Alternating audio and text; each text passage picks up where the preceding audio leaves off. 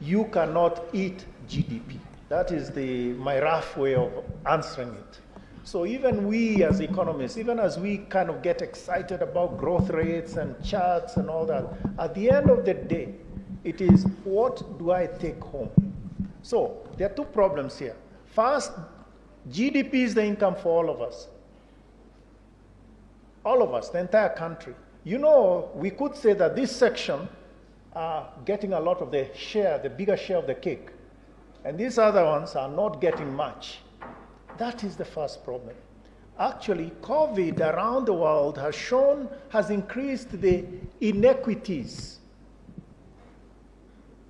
that we have seen in economies. So we are not talking just Kenya. I'm not talking of the Covid billionaires and millionaires, but I hope you can protect me, right? You know, this, whatever I say here remains without. You are protected, Governor. Sema ukweli yote. Thank you. So there are people that became very rich during COVID. But where were the others? Where were the others? There are people who lost their businesses, they got closed, etc. That's what you hear. So inequities, or should we say inequalities, have become larger, not less. And that is an important thing. When you think about inequities or inequalities, you also think about inequalities about opportunities. So for instance, when they say when I complain or you complain or somebody comes to you and complains, you know, they had a bill, as I said, of somebody. One of the most, I'm like you, yeah? You are an important member of our community. When all this was going on, how many people came to you asking for money to bury somebody? It wasn't one, I'm sure. And this is not the harambe that we always do. You know those harambes, right? No, it is because people needed, they were a serious need. And then you give your pickup, you do this, you do all those other things, because people are in serious need. A lot of you also did things like provide food, yeah? We talked about Kipchoge. He actually provided a whole bunch of the runners, because they were not getting any money and they had run out of money. He gave them something to sustain on. So that is what you hear. And I think it is important to appreciate that they are not wrong when they complain. It's only that maybe we get too focused on that bottom line and not realize that actually that number can hide a lot of other things that we need to deal with. So that's my rough answer, and I think you can see where we're going with that. You talked about China inflation. China, the problem is not inflation. The problem is growth. In China, they used to grow at 10%. Yeah, I remember when a few years ago, when we were working in a different life, 7% was sort of like their bottom line, sort of like minimum. Yeah, that's the floor. 7%. Where are they now? This year they'll be less than 5%. I mean, if that is not an earthquake, I don't know what is. And this is all done by COVID. So inflation is not a problem there. But since the entire economy came to a crashing halt, their growth rate is the one that is now a big problem. And I don't know, they did have a big meeting recently, I think 2 days ago. I don't know what came out of it, but I'm curious to find out what they said about growth. But at the same time, China growth, they have a big issue, which is a bubble in the building industry. So they have been building all this, so the buildings, and mainly residential buildings, and they've just been growing like mushrooms everywhere, and banks were financing it. Now that whole growth model has come to a halt, and they have to deal with the weak banks that actually now cannot, that are sort of on the ropes, because of this sort of bubble, which will soon burst if they're not careful. So there are problems in China as well. And I think we have to learn, and I take your point, let's learn from everybody and avoid those mistakes that maybe would be very expensive. So thank you for your points. One of the things we'll be doing, and we have been working towards this, is also so that we can have, let's say, portable credit or credit rating, right? So today and now, actually we've done this. In CRBs, at times they end up treating you in a negative way. By the way, we've made progress. I'm not going to say too much about this, but we've made a lot of progress, more than, say, has been acknowledged, but that's okay. I think we want to have these conversations. But we want to get to a point where actually a good borrower, meaning one that repays, can actually benefit from that and have a lower interest rate for future lending. Quality of the currency, and then also the availability of Kenyan denomination currency. I think the first on the availability, I want to be very explicit about this. We have more than enough pieces of paper, currency, for the country. More than enough in all denominations. So it's the banks that need to request. What happens, frankly, is at times a particular bank, right, in, let's say, mind you, we are not talking, let's say, ABSA. It's not ABSA in general. You're talking ABSA Kisi, or you're talking, whatever, a particular branch, this road in Thika, that branch. They may not be good enough in terms of making their requests. It's just like any supermarket. You may go there and you find they don't have bread, but there's bread available elsewhere. But for some reason, when they ordered, they didn't order enough.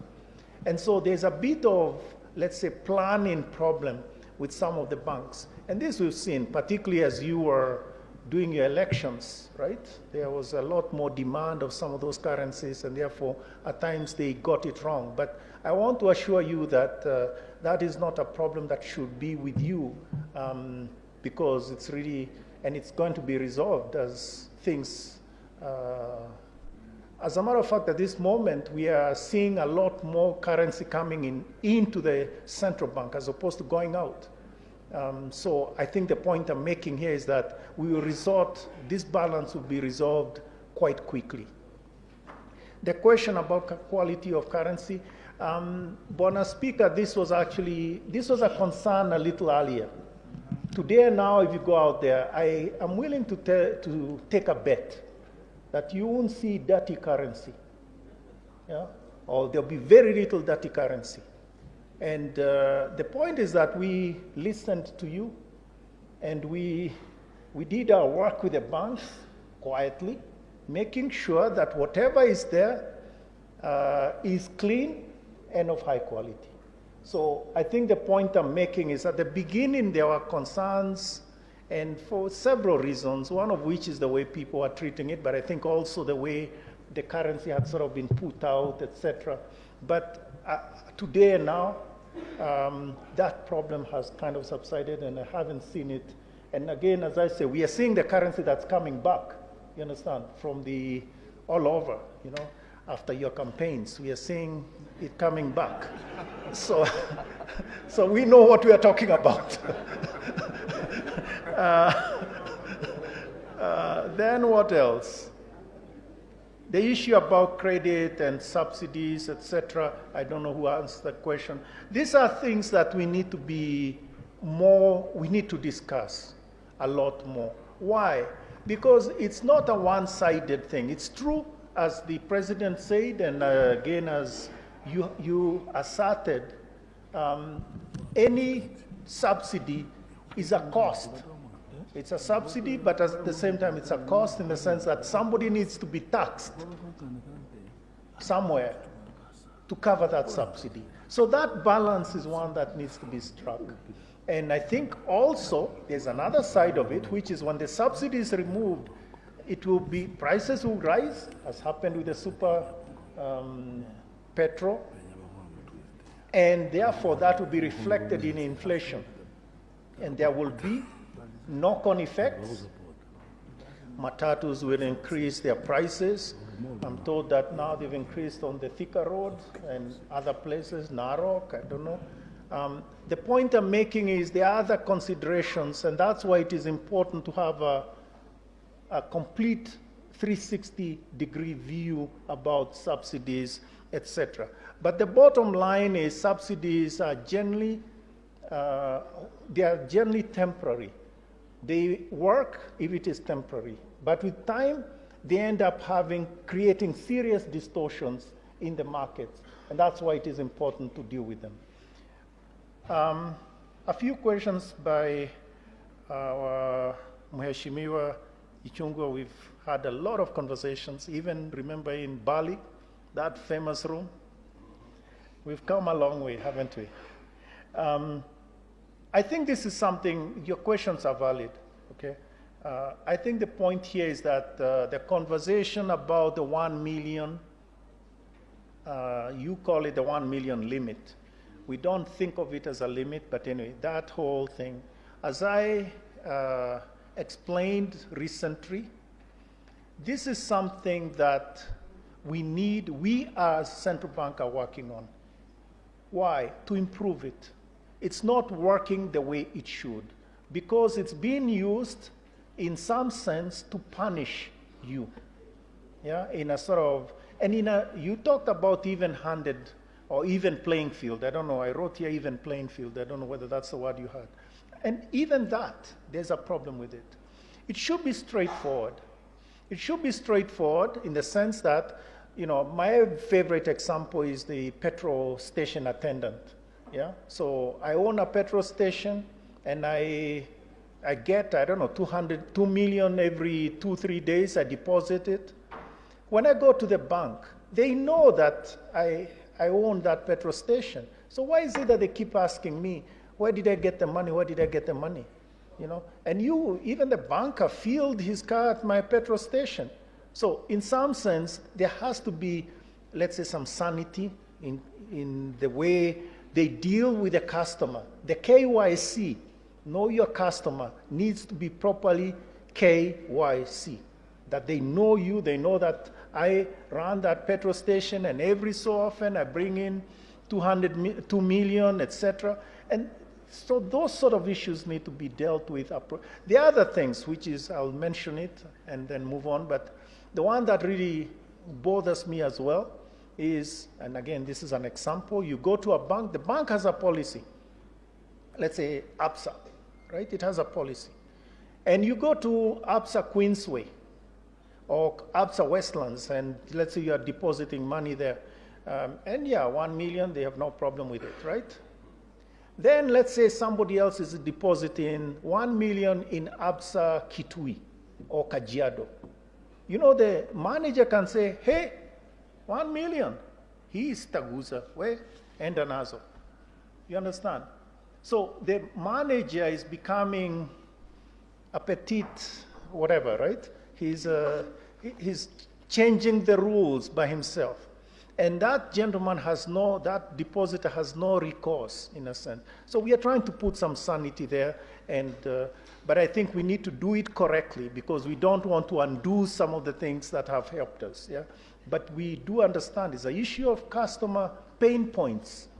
That's the word I use, pain points that we need to deal with, understand them and deal with them. And we've done some work already. We do hope to see the benefits of those going forward. The last point you had was about adequate foreign exchange. I want to again assure you that yes, we do have adequate foreign exchange. What was happening is in the 2-3 years, 2-3 months, you had people that were, again, trying to bring us back to golden bug.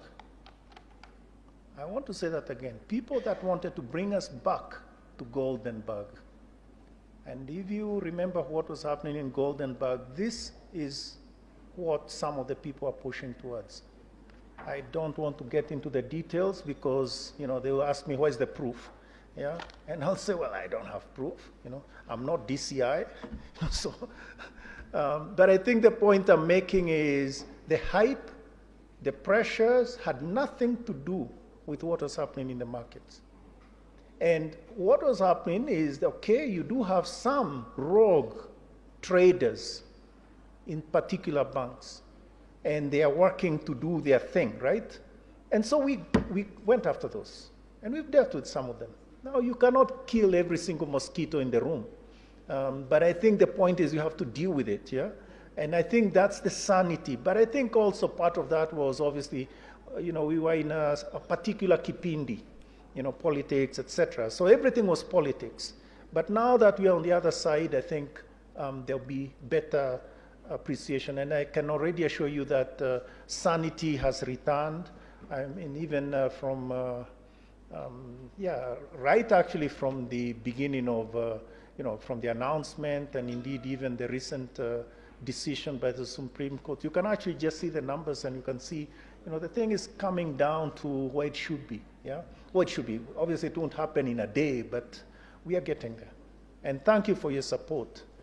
Now, in terms of businesses coming into Kenya, we want good businesses to come that are founded on good business practices, etc. What we don't want is businesses that are supported by sort of illicit financial flows. Those we don't need. It's better if we die poor than get involved in those things. And I think there are many things that we should respect. We have a lot of self-respect and sort of say, well, we can do better than that. We don't need to sort of link up with people that are involved in this business in order to move forward. In terms of the other issue of, you talked about the economic growth being academic, etc. I do accept that, but I thought I explained the point that what you are seeing is this sort of dichotomy of, let's say, the inequality that applies at times. I gave that example of, some of us may be doing very well, while others, our people may not be doing so well. There are some sectors that have gone under, right? You can imagine, for instance, there was a whole discussion about coffee. You talk to a coffee farmer, and you'll know how they feel, yeah? Because there was a time that coffee was king, but now they feel that it's not, or even some of the tea farmers. So now, those are just examples that maybe that closer to me in terms of top of mind. But I'm sure there are many other examples of maybe sectors and people are doing certain things and now they cannot do it, and so you see that hardship, and that's why they say hakuna pesa mashinani, because of those sort of considerations. But I think that's where we come in. That's a challenge we have. I think we should not shrink from the challenge. We should, if anything, face it and resolve it for the benefit of our population. And pending bills, as I said, pending bills, going back to MV Kenya, is a big problem. But, we have to deal with it holistically. There's no point in paying all the pending bills, and then we end up creating more. So first thing is to stop creating new pending bills. And then you also know that pending bills in the past, I was in Treasury back in 85. Yeah, young economist then. And there was that problem of pending bills. And I remember, we even had some money that was supposed to go into pending bills. We had people like Halaki, I think that was the name of the FS at the time. Yeah? But the point I'm making is that why hasn't it worked? Because at times the money that is put out for pending bills goes to do other things. Yeah, so we are too good for our own good. I think you get my point. And so the pending bills becomes this balloon of our excesses. Now, we can blame Treasury, but actually they are not the only ones to blame. Counties and also the ministries are part of the problem. Actually, one of the issues that we need to resolve is when they get allocation to pay, 100 million particular projects or particular, some of those funds at times are being diverted to other things. So that's where the issues are. But I think this has to be done correctly. I don't think the issue is just saying, okay, it's X amount, let's create a bond and resolve it. Because you don't have a contract as such. with those spending bill people, yeah? And what you may start as 500 or X may end up being 2X. And that is why actually in the last 2 years or so, there has been a project that was trying to deal with the pending bills, and the controller of budget had to go through them and sign off on them and assure the world that these are true pending bills, and now they created. The trouble is she began to run into things and say, wait a second, I paid for that. What happened here? And the thing, obviously the money was diverted some other place. So I think the point here is we have to deal with the pending bills holistically. Whether 500 billion as a bond, all I'll say is last year, our domestic financing was 690 billion. 690, that's what the central bank was required to raise in domestic borrowing for the budget in the financial year. How does that compare to 500? Actually, we didn't even manage 680, we ended up at 600. So I think the point is, I would want us to have a conversation, so that we can put our 2 cents in the mix and sort of get a solution to this big problem. But I think it has to be resolved. Remember, it was the anchor that I talked about is one of those things. But I think it has to be done, all of us, together. And I hope that answers your question. You asked about the 93 million and whether it's hot air and things like that. I think the point to make, you're probably alluding to what is known as the cash flow of the government that I know was circulating over social media this weekend. And that cash flow, the government is required to publish it every single month, okay? So we see it every month. The point is that it shows the inflows, so it's a bit like, you are in how much came in, how much did you spend, and how much remained. So if you look, there are certain revenues. If you see, there are certain expenditures. And then you have the bottom line, which is what is the balance, which is that number. The fact that it is 93, in my view, is neither here nor there. Why? Because there may have been expenditures that were needed that maybe were held back in terms of pending bills or any of these other things. You understand? So this line or this table taken by itself doesn't give you a complete picture. But I think it tells you that the government had certain expenditures, it got certain flows, including loans, and it paid those expenditures, and the balance was X, or whatever the number is, the 93. Now, I'm sorry. What?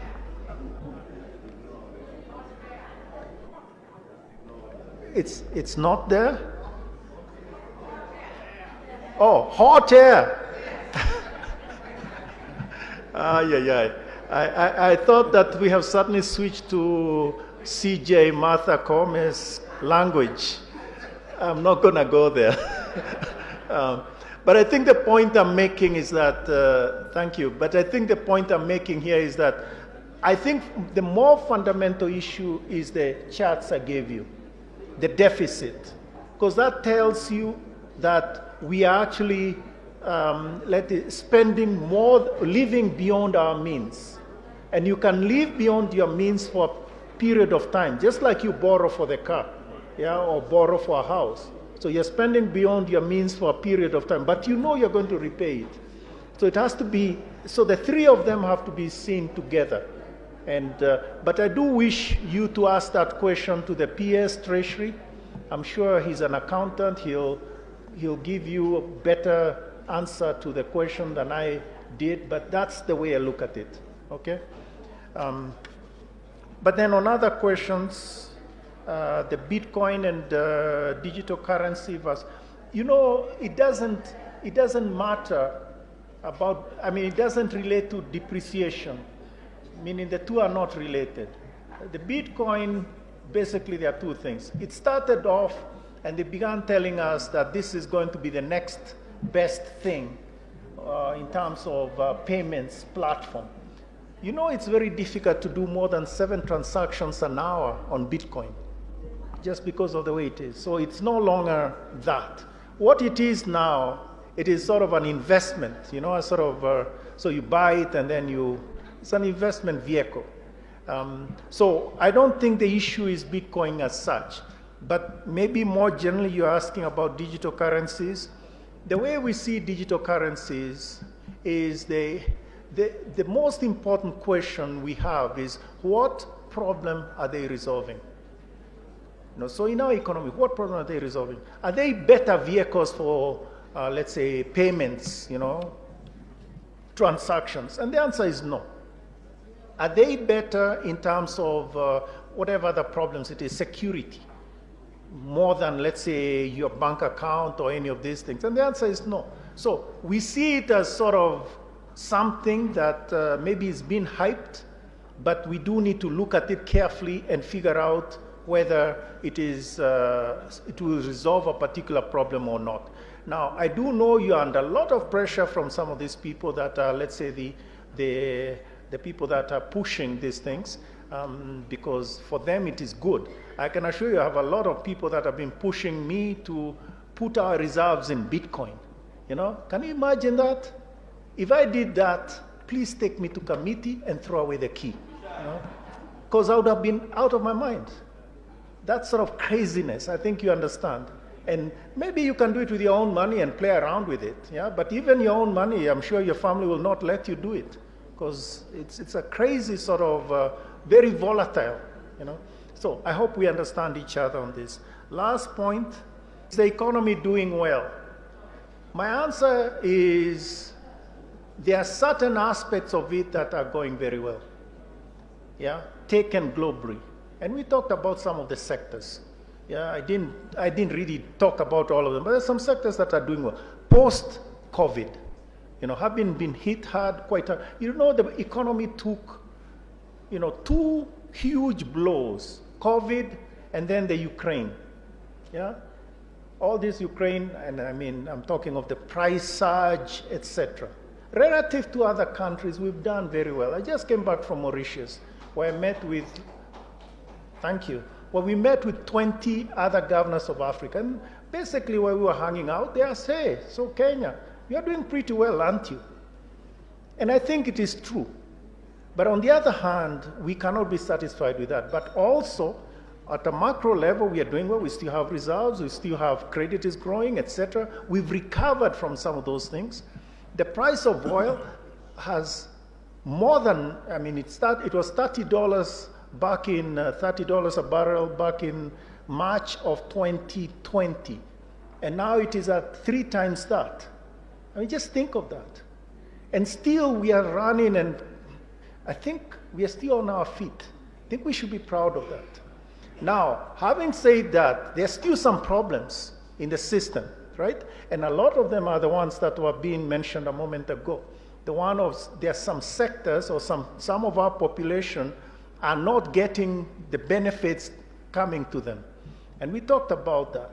So that is, I think, the issue. Of course, there are the bigger things that government has been unable to deal with some of the things that we generally accept are government services, health, education, or is struggling to deal with those. I mean, when you go on a road and it's potholes all over, I mean, you say, surely, or, you know, in your own constituency, they're even planting bananas on the road because they're so upset, you know, with the state of the roads, etc. I think the point I'm making here is there's other things that need to be dealt with.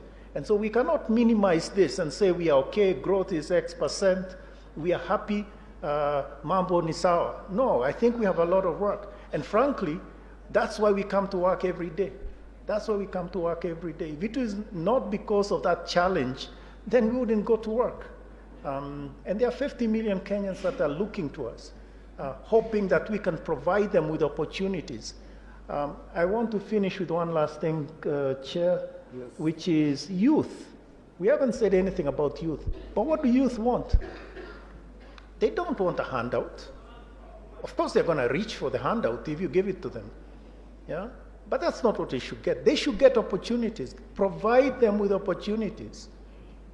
figure out how to create those opportunities. I gave you the example of the chicken farmers, right? I think you can think of other ways.